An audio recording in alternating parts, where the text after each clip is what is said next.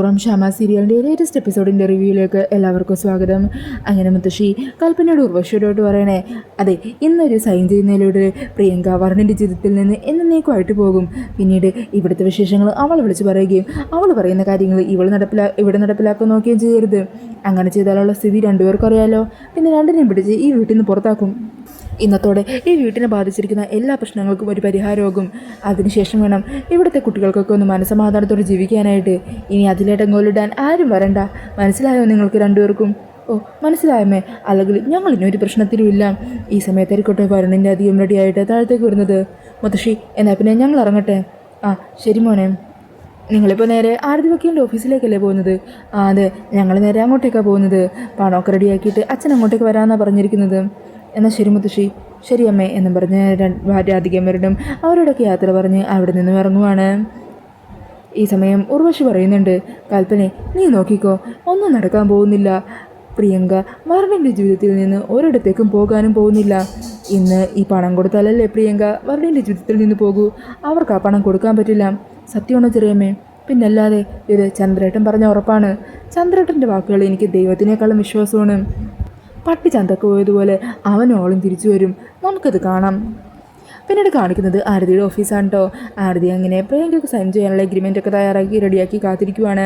അന്നേരം അസിസ്റ്റൻറ്റിനോട് പറയുന്നുണ്ട്, വരുണിൻ്റെ അധികം ഉടനെ എത്തും. പ്രിയങ്കയും സുകുമാരി എത്താൻ കുറച്ചുകൂടി ടൈം എടുക്കും. അങ്ങനെ പറഞ്ഞ് നിൽക്കുമ്പോഴേക്കും വരുണിൻ്റെ അധികം ഇവിടെ എത്തുക. ആ, രണ്ടുപേരും ഹാപ്പിയല്ലേ? സന്തോഷത്തിലല്ലേ? പ്രിയങ്കയെ കൊണ്ടുള്ള ശല്യം രണ്ടുപേരുടെയും ജീവിതത്തിൽ നിന്ന് ഇന്നത്തോടു കൂടി തീരും. എന്തു പറ്റി? രാധികയുടെ മുഖത്ത് എന്തോ ഒരു വിഷമം പോലെ. അന്നേരം രാധിക പറഞ്ഞേ, മറ്റൊന്നുമല്ല, സ്വന്തം അനുജയത്തെ പോലെ കണ്ടവല്ല ഇപ്പോൾ കണക്ക് പറഞ്ഞു തുടങ്ങിയത്. അവരുടെ സ്വഭാവം രാധികയ്ക്ക് അറിയാവുന്നതല്ലേ. ഇന്നത്തോടെ എല്ലാ ബന്ധങ്ങളും തീരണം. കണക്ക് പറച്ചിലും ഓക്കെ. പ്രിയങ്ക നിങ്ങളുടെ ജീവിതത്തിൽ നിന്ന് എന്നേക്കുമായിട്ട് ഒഴിവായി പോകുവാണ്. അവളോടുള്ള എല്ലാ കണക്ഷനും മാറ്റി വെച്ചേക്ക് രാധികയെ. അതാണ് നിങ്ങൾക്ക് രണ്ടുപേർക്കും നല്ലത്. അതത്രയുള്ള ആരതി ചേച്ചി. അല്ലെങ്കിലും അത് ഞാനും തീരുമാനിച്ചതാണ്. അന്നേരം വരൺ ചോദിക്കുന്നുണ്ട്, അല്ല, ആ കക്ഷികളെ കാണുന്നില്ലല്ലോ. അവരിനി പറഞ്ഞ വാക്ക് തെറ്റിക്കുമോ? വരാതെ എങ്ങാനും ഇരിക്കുമോ? ഏയ്, അവർ ജയിലിൽ നിന്ന് പുറത്തിറങ്ങിയ സമയം മുതലേ എൻ്റെ ആളുകൾ അവരെ ഫോളോ ചെയ്യുന്നുണ്ട്. അവരധികം വൈകാതെ ഇങ്ങോട്ടേക്ക് എത്തും. അങ്ങനെ അവർ സംസാരിച്ചിരിക്കുമ്പോഴേക്കും പ്രിയങ്കയും സുകുമാരിയും അമ്മ എവിടെ എത്തുവാണ് കേട്ടോ. അങ്ങനെ പ്രിയങ്കയും സുകുമാരിയും വരുണിനെ രാധികയും കൊണ്ട് ദേഷ്യത്തോടെ നോക്കുന്നുണ്ട്. പ്രിയങ്ക പറയണേ, ഇന്നത്തോടെ ഞാൻ വരുണിൻ്റെ ജീവിതത്തിൽ നിന്ന് ഇറങ്ങിക്കഴിഞ്ഞാൽ പിന്നെ നിങ്ങൾക്ക് രണ്ടുപേർക്കും സമാധാനത്തോടെ ജീവിക്കാമല്ലോ. അതിൻ്റെ സന്തോഷത്തിലായിരിക്കും അല്ലേ? ഈ സമയം രാധിക പറയുന്നുണ്ട്, അതിന് വെറുതെ ഒന്നും അല്ലല്ലോ നീ പോകുന്നത്. നീ ചോദിച്ച ആർത്തിക്കൊത്ത കാശ് മേടിച്ചുകൊണ്ട് തന്നെയല്ലേ? ചുമ്മാ അതൊന്നും അല്ലല്ലോ. ഞാനേ എൻ്റെ എല്ലാ അവകാശങ്ങളും ഏത് തന്നിട്ടല്ലേ പൈസ വാങ്ങിക്കുന്നത്. ഈ സമയം ആരതി പറയുന്നുണ്ട്, രാധികെ പ്രിയങ്കെ രണ്ടുപേരും ഒന്നും മിണ്ടാതിരുന്നേ. നിങ്ങൾ രണ്ടുപേരും തൽക്കാലം സംസാരിക്കണ്ട, അതായിരിക്കും നല്ലത്. പ്രിയങ്കെ, സുകുമാരി രണ്ടുപേരും ഇവിടെ ഇരിക്കും. ഈ സമയം സുകുമാരിയും പറയുന്നുണ്ട്, മോളെ എന്താണെങ്കിലും നമ്മളിപ്പോൾ പ്രശ്നമൊന്നും ഉണ്ടാക്കാൻ നിൽക്കണ്ട. എന്തു തന്നെ പറഞ്ഞാലും നമ്മുടെ കയ്യിലേക്ക് പൈസ വരുന്ന കാര്യമോ ആവശ്യമില്ലാത്ത കാര്യം പറഞ്ഞ് തട്ടിക്കയറാണെന്ന് നോക്കണ്ട. നമുക്കിപ്പോൾ ഏറ്റവും ആവശ്യം പൈസയാണ്. അത് കിട്ടണം, അത് നേടിയെടുക്കണം. നീ അത് കാരണം മിണ്ടാതിരിക്കും. എന്താ സുകുമാരിയമ്മേ ഒരു കുശുകുശുപ്പ്? ഒന്നുമില്ല. എന്തൊക്കെ തന്നെ പറഞ്ഞാലും നമ്മളായിട്ട് ഇനി ആരുടെയും ജീവിതം തകർത്തു എന്നുള്ള പറച്ചിലൊന്നും ഇനി കേൾക്കണ്ടല്ലോ എന്നൊക്കെ പറഞ്ഞ് ഞാൻ അവളെ ഉപദേശിക്കുമായിരുന്നു. നീ ഇവിടെ ഇരിക്കും മോളെ. ഈ സമയം അടുത്ത് പറയുന്നുണ്ട്, എന്നാൽ എല്ലാവരും ഇരിക്കുക. വരുണിൻ്റെ അച്ഛൻ പൈസയുമായിട്ട് ഉടനെ എത്തും. അതിനുശേഷം നമുക്ക് എഗ്രിമെൻറ്റ് സൈൻ ചെയ്യലും ബാക്കി കാര്യങ്ങളൊക്കെ ആകാം. അങ്ങനെ അവരെല്ലാവരും പരമേശ്വരൻ വരാനായിട്ട് വെയിറ്റ് ചെയ്തിരിക്കുവാണ്. ഇതേ സമയം ബെഞ്ചമിനാണെങ്കിൽ ടെൻഷനിൽ ചന്ദ്രശേഖരൻ്റെ ഫോൺ ചെയ്യുന്നുണ്ട്. അതെ, വരുണിൻ്റെ അധികയൊക്കെ ആ വക്കീൽ ഓഫീസിലേക്ക് പോയി കഴിഞ്ഞു എന്ന് അറിയാൻ പറ്റിയത്.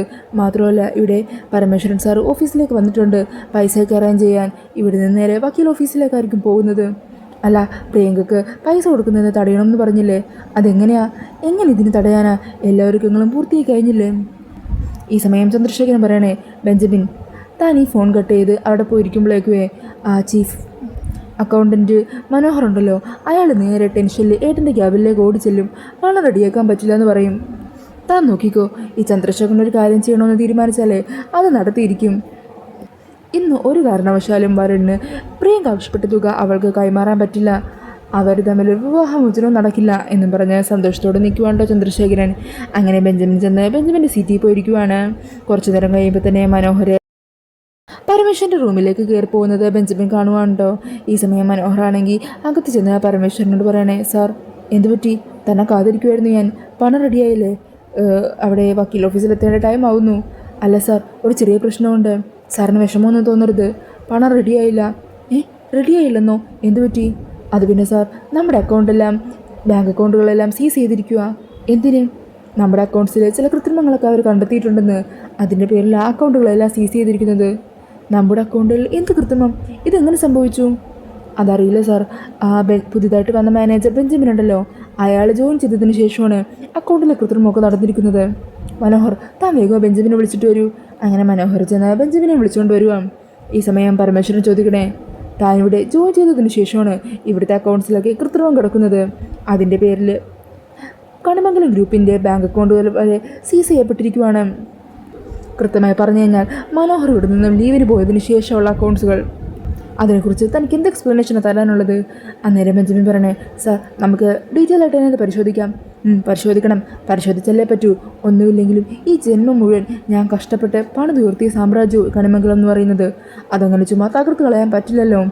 അതിൻ്റെ പിന്നിൽ തനിക്ക് എന്തെങ്കിലും പങ്കുണ്ടെന്നറിഞ്ഞാൽ പിന്നെ താൻ കാണാൻ പോകുന്നത് എൻ്റെ മറ്റൊരു മുഖമായിരിക്കും.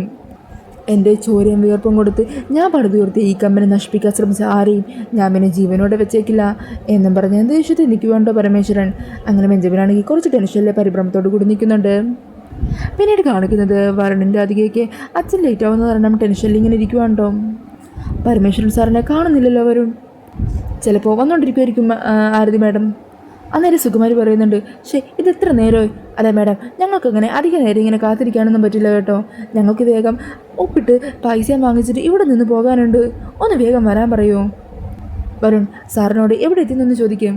അങ്ങനെ വരുണിൻ്റെ അധികം ഫോൺ ചെയ്യാനായിട്ട് പുറത്തേക്ക് നിൽക്കുവാണ്. ഈ സമയം പ്രിയങ്ക പറയുന്നുണ്ട്, അതെ മാഡം, കുറച്ച് നേരം കൂടി ഞാൻ കാത്തിരിക്കും. എന്നിട്ട് വന്നില്ലെങ്കിലേ ഞങ്ങൾ ഞങ്ങളുടെ പാട്ടിന് പോകും. അതെ, അങ്ങനെ അങ്ങ് പോയി കഴിഞ്ഞാൽ പ്രിയങ്ക കുറച്ച് പാട്ട് പെടേണ്ടി വരും എന്ന് ആരതി പറയുവാണ്ടോ. പിന്നീട് കാണിക്കുന്നത് വരുൺ അച്ഛൻ്റെ ഫോണിലേക്ക് വിളിക്കുവാണ്.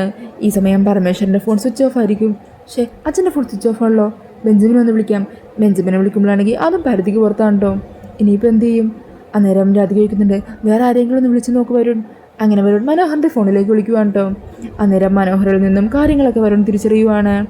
അത് കേട്ടിട്ട് വരുൺ ഞെട്ടിപ്പോകുവാണ് കേട്ടോ. ഈ സമയം ഫോൺ കട്ട് ചെയ്ത് എന്ത് ചെയ്യണം എന്നറിയാതെ ടെൻഷനിൽ നിൽക്കുവാണ് വരുൺ.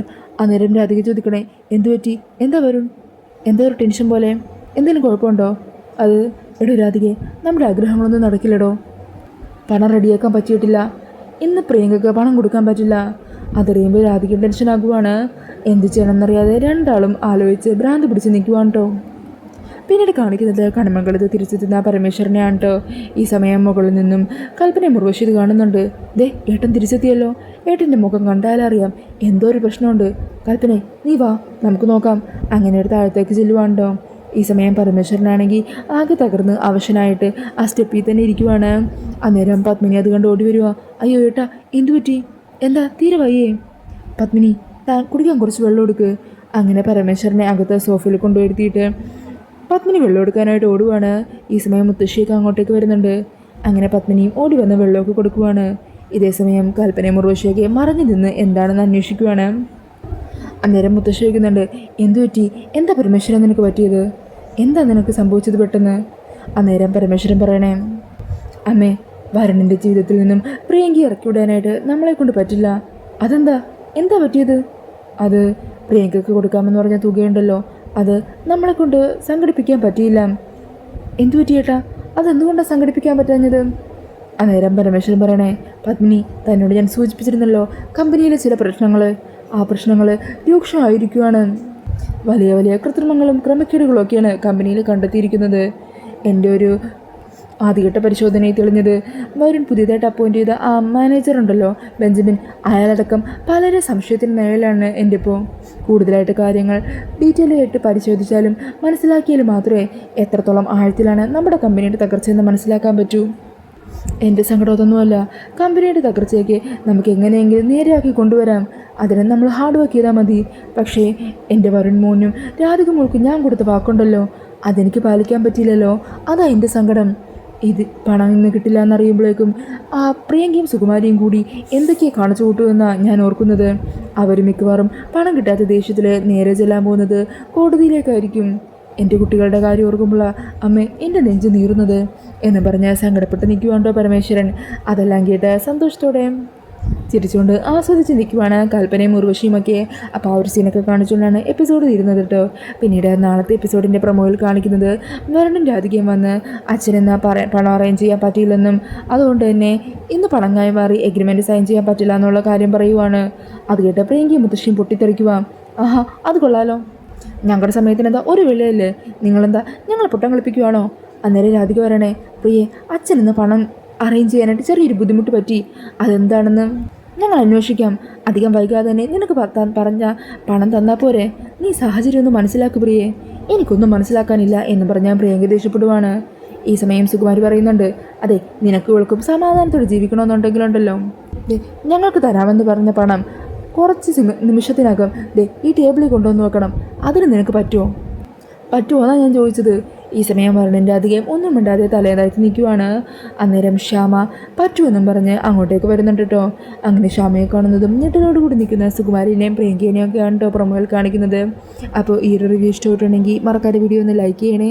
ഇതുപോലുള്ള കൂടുതൽ റിവ്യൂസിനായിട്ട് ഈ ചാനലൊന്ന് സബ്സ്ക്രൈബ് ചെയ്തും കൂടി സപ്പോർട്ട് ചെയ്യണേ. താങ്ക്